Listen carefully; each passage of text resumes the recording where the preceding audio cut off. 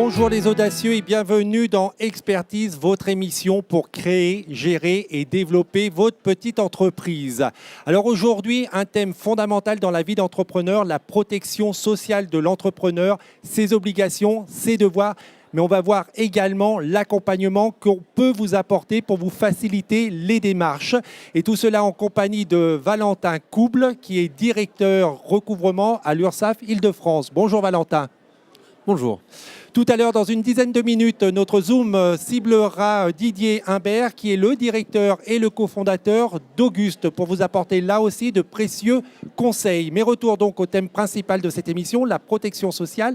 Et la première question qui s'impose, Valentin, quelles sont les démarches à accomplir lorsque je suis entrepreneur et que je viens de lancer mon activité ?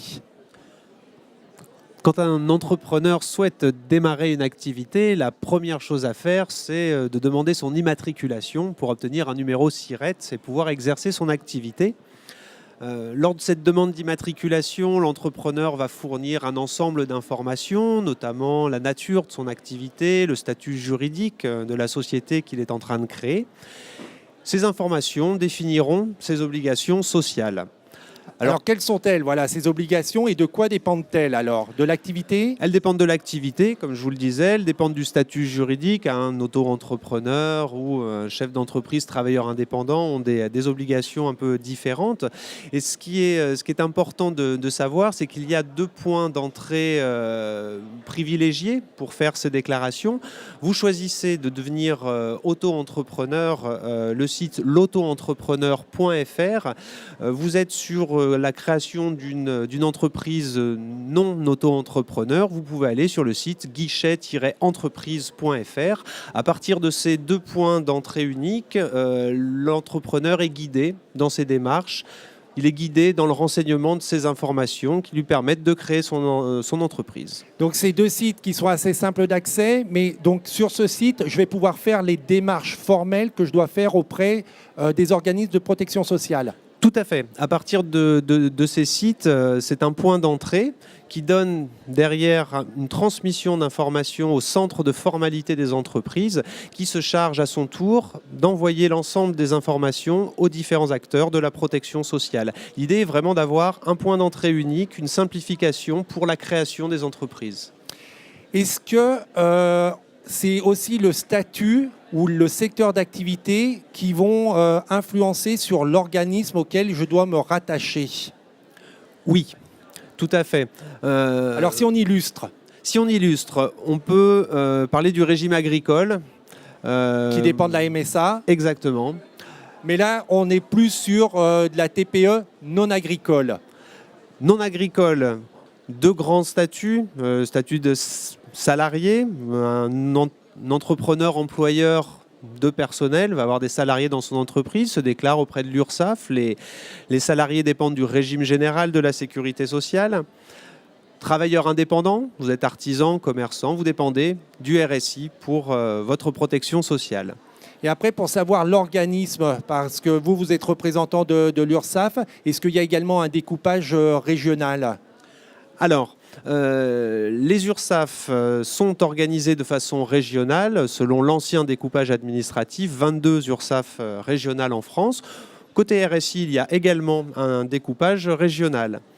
Pour illustrer, vous êtes une entreprise ou un auto-entrepreneur d'Île-de-France. Vous avez un seul établissement, une petite entreprise. Vous dépendez de l'URSSAF Île-de-France. Vous avez une entreprise qui grossit. Ça, on le souhaite à tous les entrepreneurs. L'activité se développe. D'autres établissements sont ouverts dans d'autres régions de France. Là, il y a un service offert par les URSSAF qui s'appelle le service VLU, versement en lieu unique. L'entrepreneur fait cette demande de bénéficier du système de versement en lieu unique sur le site de l'URSSAF et ça lui permet pour l'ensemble de ces établissements de concentrer ses relations, ses déclarations sociales vers une seule URSSAF. J'ai fait mes déclarations au moment de créer mon entreprise, donc c'est des démarches, c'est de l'administratif. Est-ce qu'une fois que mon entreprise est créée, j'ai d'autres démarches à faire régulièrement ? Oui. Tous les quoi ? Tous les mois ? tous les mois, tous les trimestres, cela dépend. On peut considérer 3 obligations majeures. D'abord, la déclaration d'embauche. Je suis entrepreneur. Là, encore une fois, on le souhaite à tous les entrepreneurs. Donc là, à chaque fois que j'embauche, je fais une déclaration. Tout à fait. Donc, premier déclaration cas. d'embauche.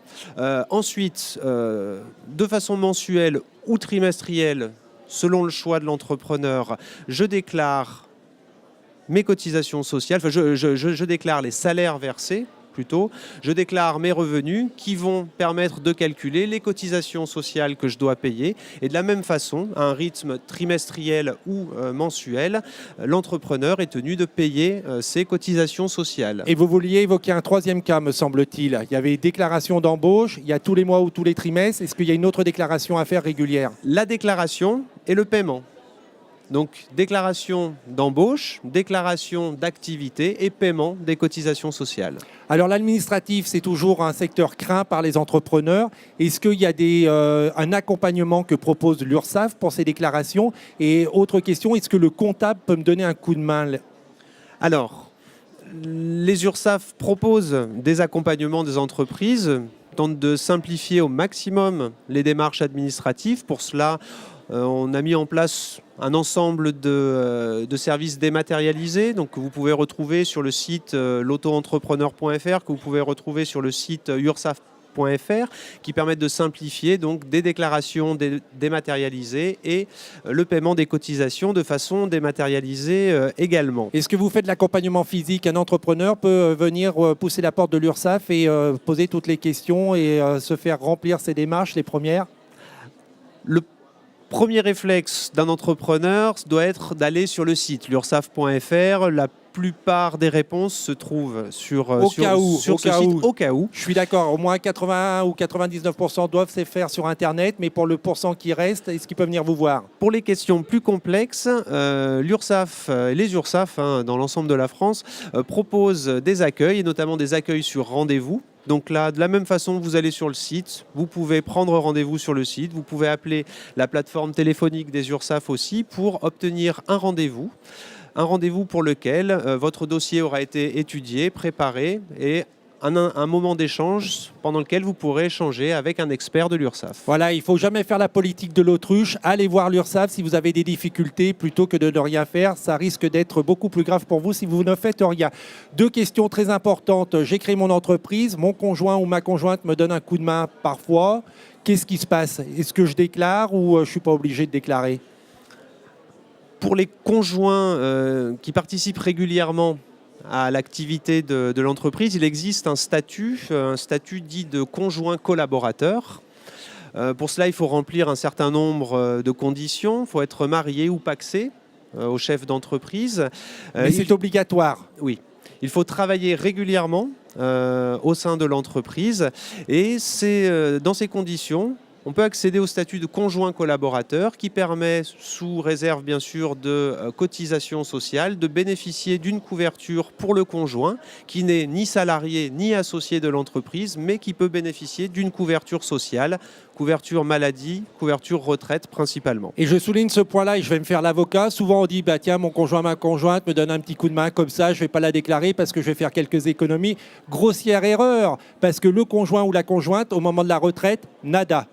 Et s'il arrive un accident, c'est pareil, c'est nada. Donc c'est un investissement à court terme, mais vous prenez de gros risques. Dernière question, je suis entrepreneur, j'ai des petites difficultés de trésorerie. Je ne peux pas payer mes cotisations sociales. Qu'est-ce que je peux faire?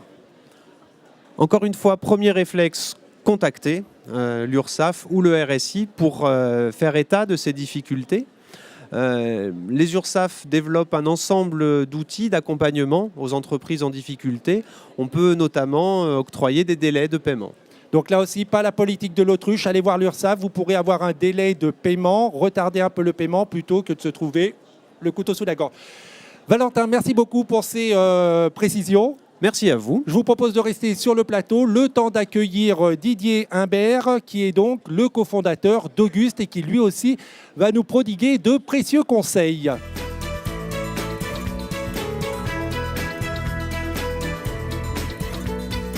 Bonjour Didier. Bonjour. Alors, à qui souhaitez-vous vous adresser ? Alors, mon conseil s'adresse aux entrepreneurs dans le domaine des services, donc ménage, garde d'enfants, cours, aide à domicile. Ce qu'il faut savoir, c'est que 75% de vos futurs clients vous recherchent sur Internet.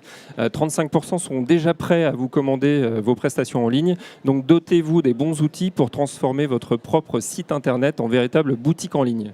C'est-à-dire que Internet, c'est incontournable. Je crée donc une entreprise dans le service à la personne. Il faut absolument que j'ai un site Internet. Tout à fait, c'est essentiel et on le voit bien avec la plateformisation inéluctable de ce secteur qui est en train de se mettre en marche. Il y a quelques plateformes qui ont déjà émergé. Aujourd'hui, pour concurrencer ces plateformes et en tout cas préserver ses marges, il faut absolument pouvoir fournir une expérience identique à vos clients. Qu'est-ce que je mets sur mon site Internet ?